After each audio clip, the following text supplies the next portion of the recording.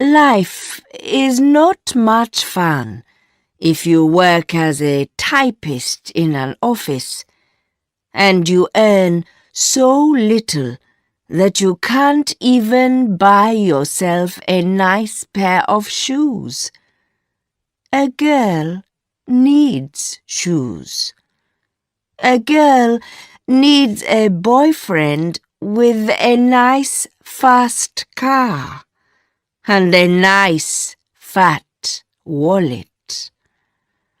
So Mercy finds a boyfriend who suits her needs. The trouble is, her big sister, sensible, married Connie, won't like it at all.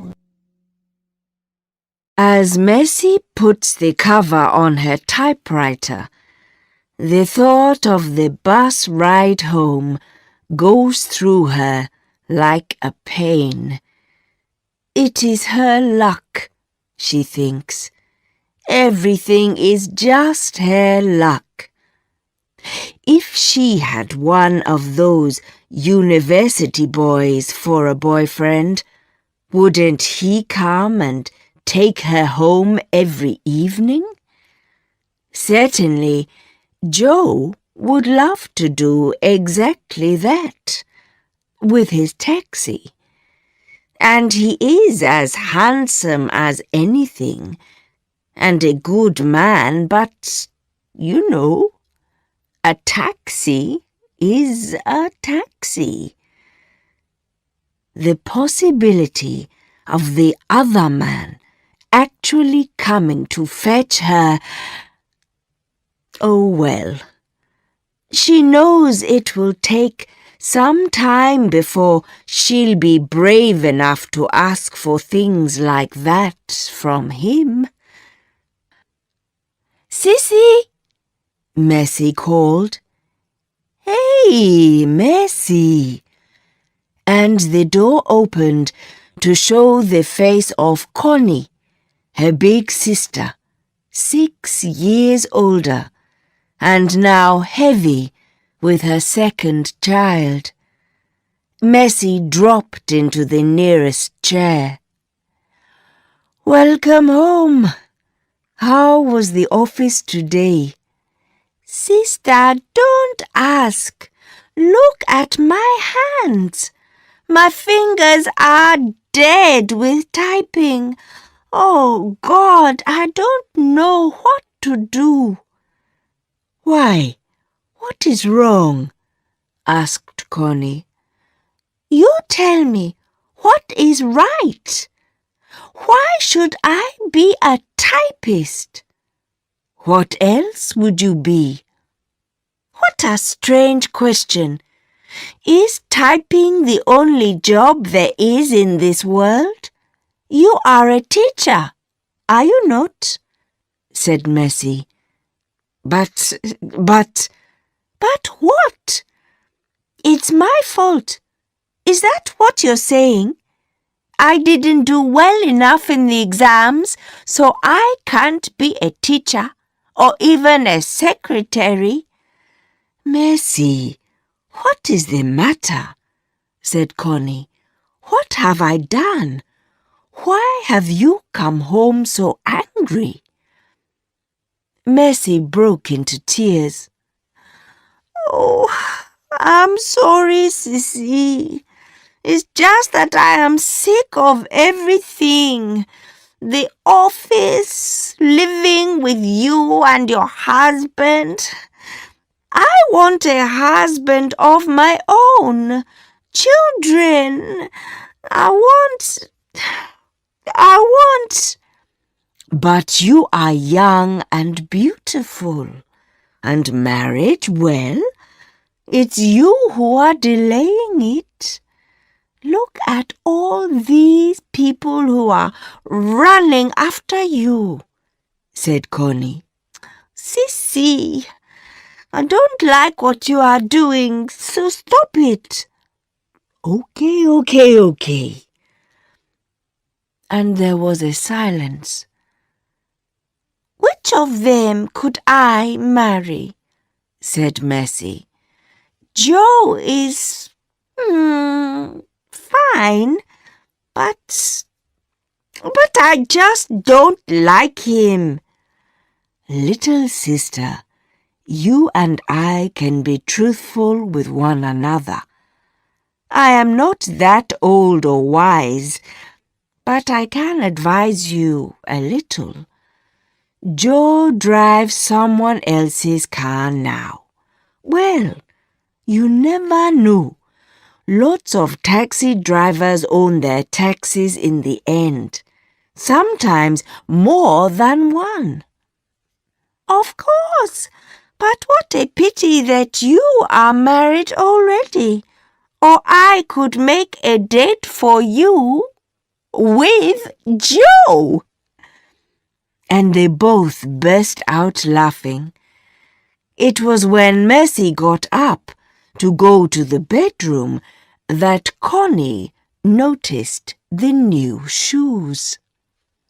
Hey, those are beautiful shoes. Are they new? From the other room, Mercy's voice came and went as she undressed and then dressed again. But that was not the reason for the uncertainty in her voice. Oh, I forgot to tell you about them. In fact, I was going to show them to you. I think it was on Tuesday I bought them. Or was it Wednesday? When I came home from the office, you and James had taken Akusoa out, and later I forgot all about them. I see, but they are very pretty. Were they expensive? No, not really. Mercy's answer came too quickly, and she said only last week that she didn't have a penny on her, thought Connie. And I believed her, because I know what they pay her is just not enough to live on. I've been thinking she manages very well, but these shoes... And she is not the type who would borrow money just to buy a pair of shoes. She would just wear her old pairs till things got better. Oh, I wish I knew what to do. I mean, I'm not her mother. And I wonder how James will see these problems. Sissy, you look worried, said Mercy. When don't I? With the baby coming in a couple of months and the government's new controls on pay, on top of everything, I have dependable information that James is running after a new girl. Mercy laughed. Oh, Sissy, you always get dependable information on these things, but men are like that. They are selfish. No, it's just that women allow them to behave the way they do instead of taking some freedom themselves. Well, if I had the chance to behave the same way, said Connie, I wouldn't make use of it. But why not? Because I love James. I love James, and I am not interested in any other man. Her voice was full of tears, but Mercy was amused. Oh, God! Now listen to that. It's women like you who keep all of us down. Well, I'm sorry, but it's how the good God made me. I'm sure I can love several men at the same time. Nessie! They burst out laughing again. And yet they are sad. But laughter is always best.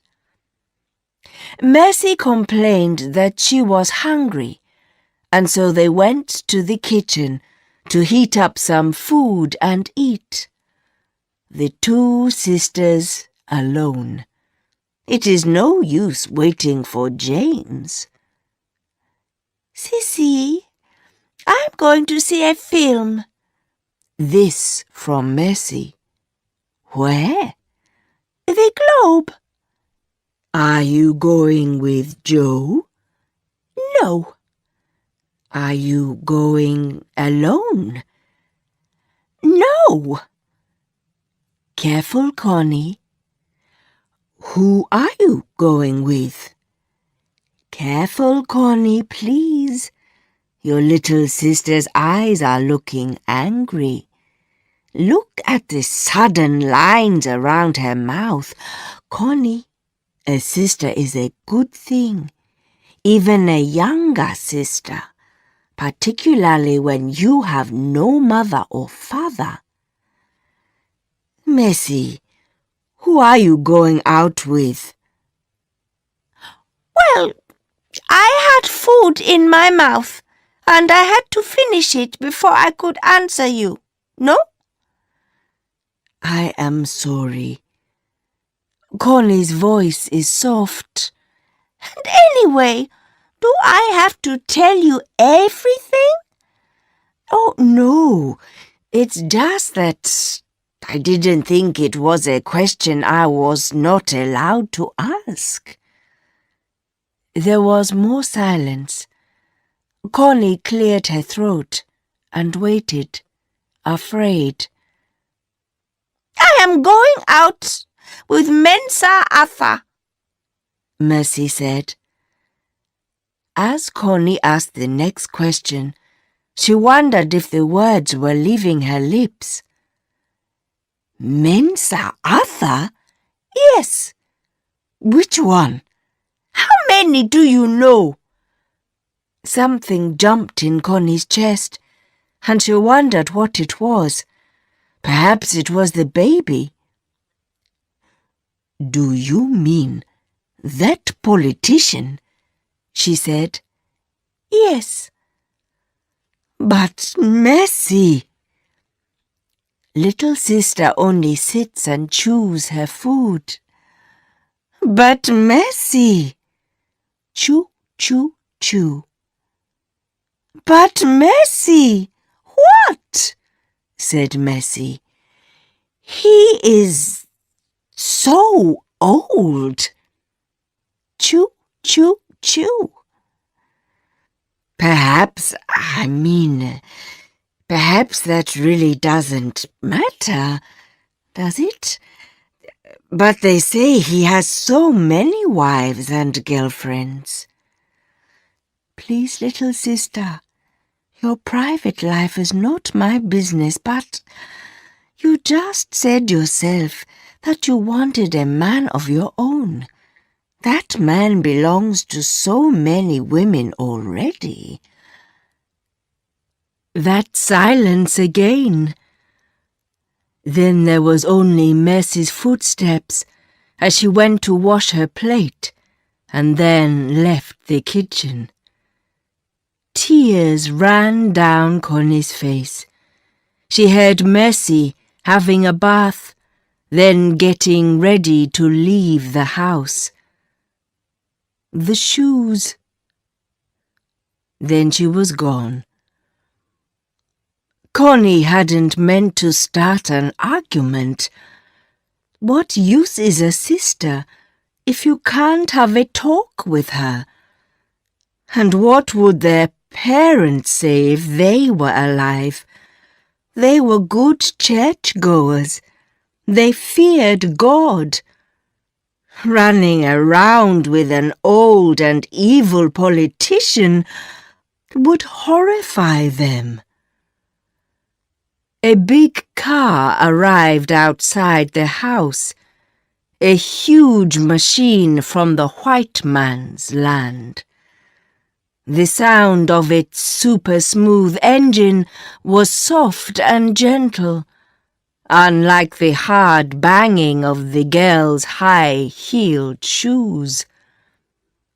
When Mensa Arthur saw Mercy, he reached across and opened the door to the passenger seat. She sat down, and the door closed with a smooth little sound as the car slid away. After they had gone a mile or so from the house, the man started a conversation. "And how is my darling today?" "I am well." But everything about her said, "Bad news." "You look serious today. Why?" She remained silent and still.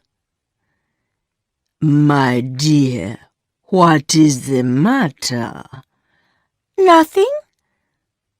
"Oh?" He cleared his throat. "Eh? And how were the shoes?" "Very nice. In fact, I am wearing them now. They feel a little small, but then all new shoes are like that." "And the handbag?" he asked. "I like it very much, too.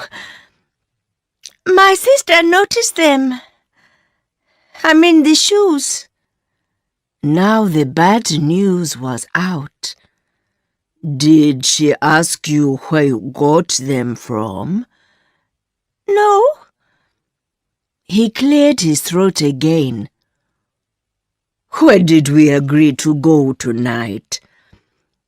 "The Globe. But I don't want to see a film." "Is that so? I am glad, because people always notice things." "But they won't be too surprised." "What are you saying, my dear?" "Nothing."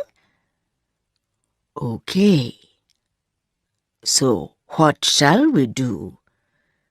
Shall I drive to the seaway?" "Oh, yes." He drove to the seaway, to a part of the beach they knew very well. She loves it here, with the wide sandy beach and the old sea. She has often wished to drive very near to the end of the sands until the tires of the car touched the water. A very foolish idea, as he said sharply to her the first time she mentioned it. It was in his "I am old enough to be your father" voice. There are always disadvantages. Things could be different. If she had a younger lover, handsome, maybe not rich like this man here, but with enough money to afford a fast car, a car like the one she has seen in films, with tires that can do everything, and they would drive to exactly where the sea and the sand meet. "We are here," he said. "Don't let's get out. Let's just sit inside and talk." "Okay, but what is it, my darling?" "I have told my sister about you," said Mercy. "Good God, why?" "I couldn't keep it to myself any longer." "Childish. It was not necessary at all. She is not your mother," he said. "No, but but she is all I have, and she has been very good to me. Well, it's her duty, a sister's duty. Then it's my duty, a sister's duty, to tell her about something like this. I may get into trouble. Don't be silly, he said.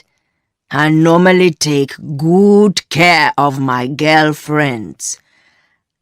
I see, she said.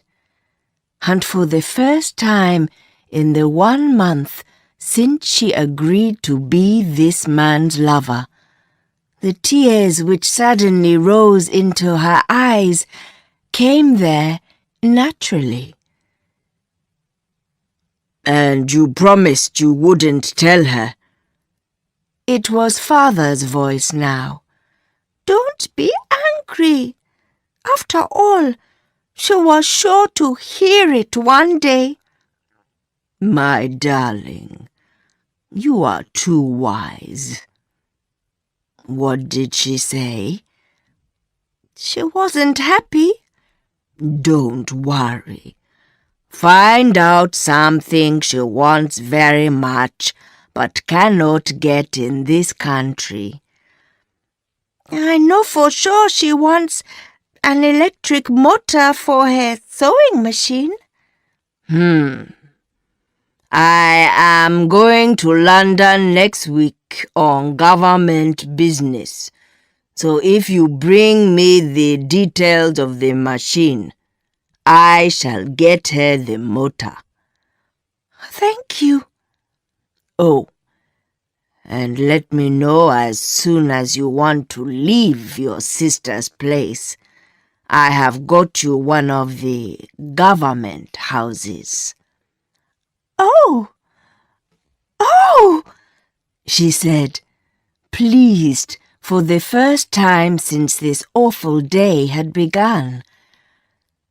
Down on the beach, the old sea slides up and down the sands. He takes no notice of humans. He has seen things happen along these beaches. Different things, the same things. He never does anything about them. Why should he? People are unimportant.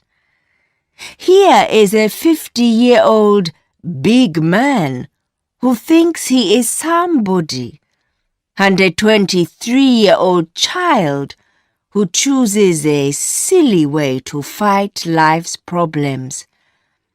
As they play with each other's bodies on the back seat of the car, the old sea shuts his eyes, bored.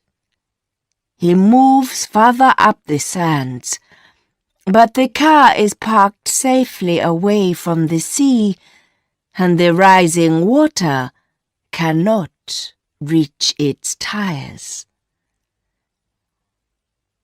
James has come home late, but then he has been coming back late for the past few weeks.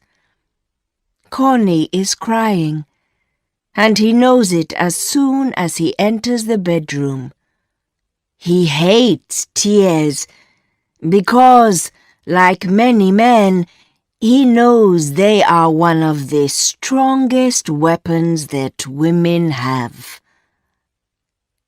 James? Oh, are you still awake? He quickly sits beside her. Connie, what's the matter? You've been crying again?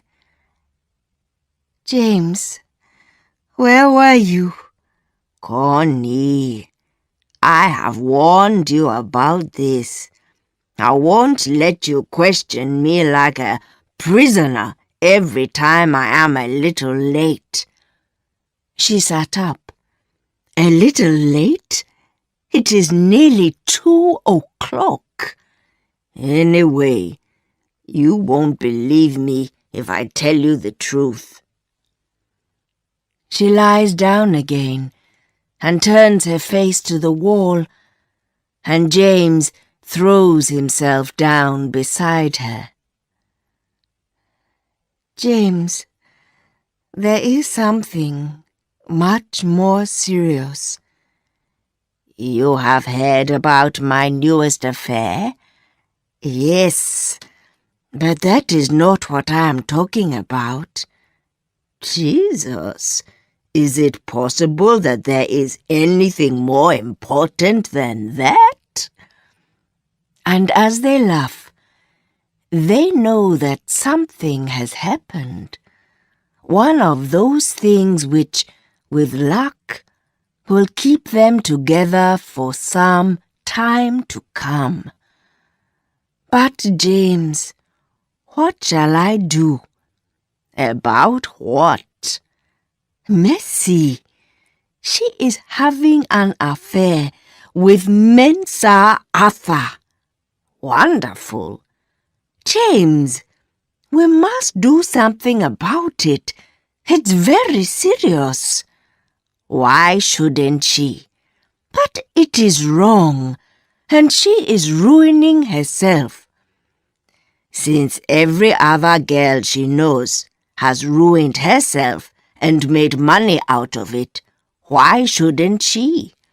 Her friends don't earn any more than she does, but every day they wear new dresses, shoes, and so on to work. What do you expect her to do? The fact that other girls do it doesn't mean that Mercy should do it too. You're being very silly. If I were Mercy, I am sure that's exactly what I would do. And you know I mean it too. James is cruel, terrible, mean. Connie breaks into fresh tears, and James puts his arm around her. There is one thing he must make her understand, though. In fact, tell her to stay with him. He may be able to speak to someone in your government office, so that after the baby is born, you can keep your job there.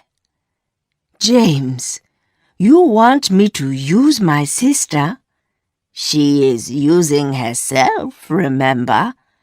James, you are terrible. And maybe he would even agree to get us a new car from abroad. I shall pay for everything, but that would be better than that old car I was thinking about. Think of that. You will ride in it alone? Well, that was a few months before the coup. Mensa Arthur did go to London and bought something for all his wives and girlfriends. He even remembered the motor for Connie's machine. When Mercy took it to her, she was quite confused. She had wanted this thing for a long time, and yet one side of her said that accepting it was wrong. She could not discuss the whole business with Mercy, and James always took Mercy's side. She took the motor with thanks. The price she paid was her silence about Mercy. In a short while, Mercy left the house to go and live in the government house that Mensa Arthur had managed to get for her. Then, a couple of weeks later, the coup. Mercy left her new place before anybody could throw her out.